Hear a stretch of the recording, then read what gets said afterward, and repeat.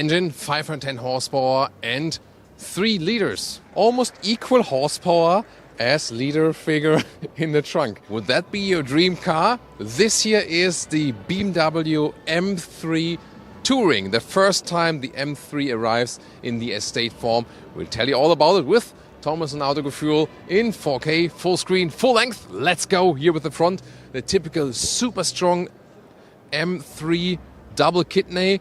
Yeah, really massive. We nowadays maybe already call it BMW Beaver style. And you can see here the double kidney has no frame. That is the M3 signature thing. You can also see this, the M3 competition, because the estate model will only come with all-wheel drive and only come as the competition model then with 510 horsepower. We'll soon take a look here under the hood as well. And then this color here for today is an individual color. The frozen black looks really massive and even more menacing here than today. Headlamps, they start with LED, and these are here also the optional laser lights. And we also have a special carbon fiber pack here, and it already starts here in the front. 4 meters 80 or 189 inches is the length for the M3 Touring. Of course, the M models are always a little bit longer because of the spoiler overhangs. Wheels, interesting that 19-inch in the front and 20-inch in the rear, so also mixed wheels, so also wider than in the rear. And here, once again, with these special alloy styling, spider style, really impressive. And the carbon fiber pack continues here also at the side profile, for example, with carbon fiber side mirror caps right here. Yeah, and does the M3 work as touring? Would like to know your comments about that, especially here with these extended wheel arches, even more massive hip area. Top of the roof is either here standard high gloss black, but you can also order it in vehicle color, or a carbon fiber roof would also be possible. Massive styling here in the rear, that's what this vehicle is famous for. And that works very well as the estate. But is it too much for you? What do you think? Tell me in the comments. Slim integration here of the tail lamps, and then more carbon fiber use with this carbon fiber pack here in the lower part. But even if it wouldn't be carbon fiber, this diffuser looks really massive, and the real quad exhaust pipes. It gets a rear differential, by the way, extra as I said, but still you have rear wheel bias. What's the top speed? Well, you start with 250 kilometers an hour or 155 miles an hour, but you can then unlock it with a special driver's package to 280 kilometers an hour, 175 miles an hour, if that would be relevant to anyone. And now what we have under the hood, ta-da! This one here is the 3-liter inline 6-cylinder, 510 horsepower here in the competition version. The competition always has some more horsepower, and as I said, the estate only as competition. 650 Newton meters of torque, and the acceleration figure to 1 kilometers an hour or 60 miles an hour is 3.6 seconds. The all-wheel drive has rear wheel bias, but you can also have in that menu there from the inside the two-wheel drive setting that basically uncouples the front, and then you also can go for rear wheel drive only in, ESP, everything off and so on. For example, then for track use. Heading towards the interior, first of all, door closing sound.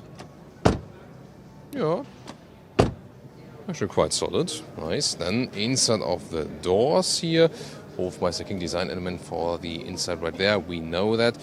Harman Kardon sound system, and special to the M3, once again carbon fiber inserts here at the steering wheel, then the M colors as stitching. Heated function is also available. These here are still real buttons. Then you have the M hotkeys, M1 and M2, and you can individualize and you can program your own things on there. For example, let's say you drive normally, and then M1 could be your semi-sporty setup, and then when you press M2, everything sets sporty from all different parameters you can put. That would be like one use case. Sport seat would be standard, and then optional you can get here these bucket seats, and they do have some Alcantara inserts that they slide a little bit less. However, the main thing here will always be animal skin. With the M3, if you want something without animal skin, then you would need the M340i, which is more the compromised a little bit sportiness and comfort. The M3 really goes all the way into sportiness. And the bucket seats here, they cage you in quite tightly, so they would be something for track use, not necessarily for everyday use. Especially here, they're very tight when you're a little bit taller or wider. So I wouldn't really recommend them for everyday driving. But for track use, they would be quite good, of course, because you just hold you tighter. With 189 or 6'2", you still have enough headroom left, no problem. And the steering wheel here in the manual control, but a very, very smooth process. Interior cockpit overview, once again really impressive with the carbon fiber style here. That also removes a lot of high gloss black here. That's, I think, to me the cool thing. Here you can see the red accentuations once again, M1 and M2 buttons, and then when you press them they also change. Then you can see what's happening in the instruments and so on. And what you can also see is here the special shifting lever with the contrast stitching, and then here you can change the shifting characteristics. And important here is not the red start stop engine button, but here then the M mode button. This one changes basically setups also for the assistant systems and so on. And setup, then you can go even deeper into the menu and change all the characteristics. Let's check it out. So this is here the M mode button. Then you can also go for sport or even track. Then all the driver assistance systems are on road, or off then on the track, of course. Then when we go into the setup button, then we can really change like engine, chassis, steering, brake, X drive, and then you can also switch this two-wheel drive mode when also all the assistance systems and ESP and so on is off. And this can actually then be set up for the M1 or M2 configuration. So here, for example, you can have on the M1 say like, hey, I want my engine the sportiest way, but I want a comfortable steering, or other way around, you know. And then the same for the M2 buttons, so you can highly individualize that. What's also funny is that here in this, it's a BMW OS8, by the way, so you also of course have all the amenities. We have here the internal GPS, CarPlay, Android Auto in a wireless style, and then especially for the M3 once again you have the M drift analyzer. So when you're going drifting in that manual mode, for example, you can also see how your drift angle is and so on. And the instruments, they are also somewhat special here in these M colors, blue and red. There you can also see the demo mode.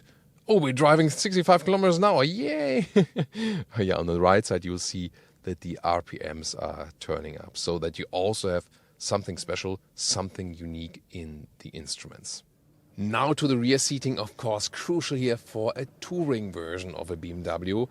But one thing is, let's just imagine, you get the M3 Touring because you have a family and you need more space in the trunk. And then you also get the carbon fiber bucket seats. Here you can see the carbon fiber cover all the way at the rear, because you say like, oh yeah, you know, they are lighter. I need that for the racetrack. But then think about, you have your kids here in the back and they can poke you all over the place through these holes here. They have 4 different possibilities to poke you. Yeah, so I'm not sure if your kids are, you know, very, very well educated, so to speak, then it might be no problem. But for everyone else, yeah, just think about this. You know what I mean. And then here, headroom, that's of course an advantage if you compare it to a sedan. Here with 1.89 m, 6'2", plenty of headroom left here also in the rear. So indeed, it's a quite cozy position. Also legroom, no problem here. It gets close, and yeah, when you hit this carbon fiber, it won't be that pleasant, but you can easily use it with 4 tall adults or kids then, Isofix on the outside seats each. Here's also a special edition then here.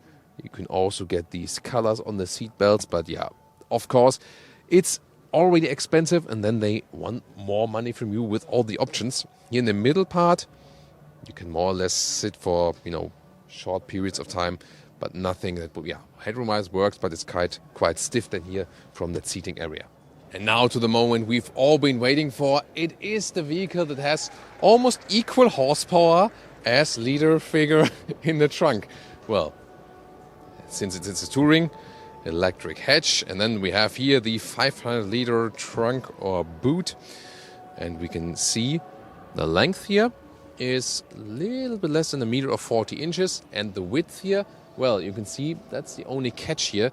It is only like 95 centimeters or 37 inches here between the wheel arches, a little bit wider than before. Small space here in the very front. Do you think I can carry this one home? Psst, no one will know. So, and then, oh, this is also nice like this. When you close this one, then you have a clicking sound as well. These are here these anti-sliders, and they also, you know, come a little bit up, you know, when you drive, so the luggage is better secured. underneath here even some more small space. And then you also have these cover solutions here, like this. And then you can also turn it up like this, for example. Let's move it like that. And we, of course, want to know the total length.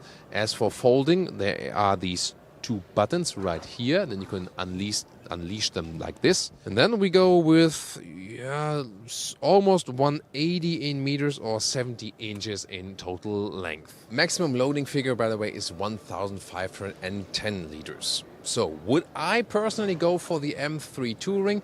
Well, I think it looks, of course, really menacing. But to me, the better compromise is the M340i. You pay less money. For example, here, it starts around 100k with some extras, carbon fiber, blah, blah, blah. 125k euros or something. I think not really that justified. The M340i is not cheap either, but it's a better price performance deal. You get more comfort in your everyday driving life. This one does have adaptive M suspension, but of course set on an even stiffer tone. With the 340i, I think you have a better compromise in everyday driving life. Yeah, it will also serve the family a little bit better. You can also get Alcantara seating, for example, depending on the market, or perforated sensor tech and so on. So a lot more advantages, I think, for the M340i, and you still get the 3-liter inline 6-cylinder. But of course, it's really cool and very impressive to see for the first time the M3 also as the estate. Now tune in to the M340i review or our 3 Series Touring review.